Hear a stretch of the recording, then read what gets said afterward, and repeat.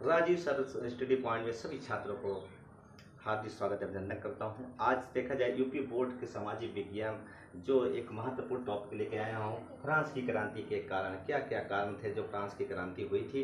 आज हम सभी छात्रों को अवगत कराएंगे कि ये फ्रांस की क्रांति होने का सबसे बड़ा कारण क्या होता है। देखिए, अगर मेरा चैनल अच्छा लगे तो लाइक और सब्सक्राइब जरूर करिएगा। आइए देखते हैं। सबसे पहला देखिए 4 कारण होते हैं बच्चों। देखिए सबसे बड़ा 4 कारण कौन कौन से होते हैं। पहला है राजनीतिक कारण, दूसरा है सामाजिक कारण, तीसरा है आर्थिक कारण और चौथा है हमारे पास धार्मिक कारण। और सबसे बड़ी बात क्या होती है कि जरा ध्यान दीजिएगा, ये 4 कारण होने के बावजूद ये फ्रांस की क्रांति होना निश्चित हुआ है। बहुत ध्यान लगा सुनिएगा। ये अगर एक बार तैयार कर लेंगे तो 100% है। 6-7 नंबर आपको ये कहीं ना कहीं 5 या 6 नंबर जरूर आते हैं क्वेश्चन। ये पूछ लेता है फ्रांस की क्रांति के कारण बताइए। तो चलते हैं, हम आगे बढ़ते हैं। भूमिका सबसे पहले देखिए, कोई चीज़ की जैसे कोई शुरुआत होती है, भूमिका क्या होती है हम ये बताना चाहते हैं प्यारे बच्चों की भूमिका क्या होती है। फ्रांस की क्रांति के देखा जाए बुर्बो वंश, हम एक चीज बार बार बताना चाहते हैं कि फ्रांस की जो क्रांति हुई थी वो कौन से वंश थे। तो कहीं ना कहीं देखा जाए तो ये आपका क्या है, बुर्बो वंश है। तो कहीं ना कहीं देखा जाए तो बुर्बो वंश क्या था, शासन था। तो कहीं ना कहीं देखा जाए ये बुर्बो वंश का शासन था।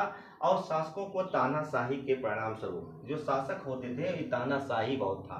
और एक चीज बता दो, तानाशाही के परिणाम स्वरूप लुई 16वें के शासन काल में 1789 ईस्वी में यह क्रांति हुई थी। और बुर्बो वंश में 5 शासकों ने, मतलब 5 शासक ने लगभग 200 वर्षों तक शासन, देखिए तो वर्षों तक फ्रांस में शासन किया था। और इस क्रांति को शुरू करने में उस समय के दार्शनिकों के लोकतांत्रिक विचारों का महत्वपूर्ण योगदान दिया था।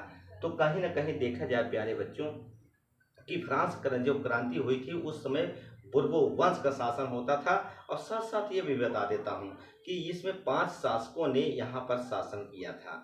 और सबसे लगभग की बात है कि 200 वर्षों तक इन्होंने शासन किया। और ये कहीं ना कहीं देखा जाए तो एक दार्शनिक, मतलब हमने बताया था, पहले भी बताया था कि जब फ्रांस में देखा जाए तो ये मतलब राष्ट्रवाद आया तो कहीं ना कहीं दार्शनिकों का बहुत ही महत्वपूर्ण योगदान था।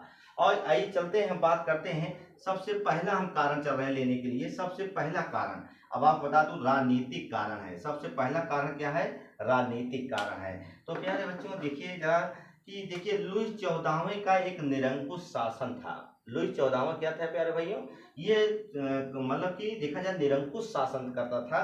निरंकुश का मतलब है कि कोई किसी की बात सुनता नहीं था, जब चाहे जो भी कर लेता था, अपने मनमौजी काम होता था, अपने मन का मालिक होता था, अपना ही शासन होता था, उसे निरंकुश कहा जाता है। लुई 14वां देखा लुई 14वां 1643 ईस्वी में ये फ्रांस का शासक बना। और उस समय वह नाबालिग समझ रहे ना, 4 वर्ष का बच्चा, मतलब 4 वर्ष का एक राजा बन गया। बताइए उस समय नाबालिग था। और उसने 1661 ईस्वी में समस्त सत्ता अपने हाथों में ले ली। अब जरा समझिए, बहुत से युद्ध हुए जीते, लेकिन फ्रांस को जनसंख्या हानि नहीं पहुंची। और इन्होंने देखा जाए बहुत से युद्ध जीता होंगे, मतलब फ्रांस की जनसंख्या पर कोई हानि नहीं पहुंची। इनका एक प्रसिद्ध कथन है बच्चा, मैं ही राज्य हूँ। मतलब इनका प्रसिद्ध कथन क्या है, मैं ही राज्य हूँ और मेरे शब्द ही कानून है। तो कहीं ना कहीं देखा जाए तो इनको देखा जाए तो ये फ्रांस के लुई 16वां कहता क्या है। देखिए मतलब कि रानी 14वां बात कर रहे हैं, तो देखिए 14वां कहता क्या है कि मेरे शब्द ही क्या है, कानून है। और मैं जो शब्द बोलूंगा वो समझ लीजिए कि कानून से बढ़कर होता है।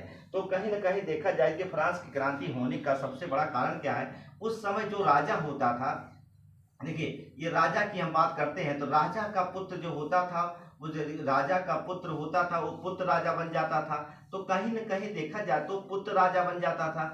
तो यही ये मतलब कुल मिलाकर राजतंत्र से कहा जाता है। जो राजा के मरने के बाद उसका पुत्र उस गद्दी पर बैठता है उसे हम राजतंत्र कहते हैं। और उसका वंशानुगत चलता रहता है, मतलब उनके मरने के बाद इनका पुत्र आ जाता है। तो यही इसको कहते हैं, राजतंत्र कहते हैं। तो कहीं ना कहीं देखा जाए तो 1643 में लुई 14वां राजा जरूर बन जाता है, मगर 4 वर्ष की उम्र में ही बन जाता है राजा। और सत्ता अपने यहाँ मतलब कुल मिलाकर देखा 4 वर्ष राजा बन जाता है। और उसके बाद 1661 में सब अपनी सत्ता अपने हाथ में ले लेता है। और इन्होंने कई युद्ध भी जीता है, मगर फ्रांस की जनसंख्या पर कोई हानि नहीं पहुंची। मगर इसका एक प्रसिद्ध कथन क्या होता है कि मैं ही राज्य हूँ, मेरे शब्द क्या है, कानून है। तो कहीं ना कहीं देखा जाए तो फ्रांस में सत्ता में एक तानाशाही शासन था।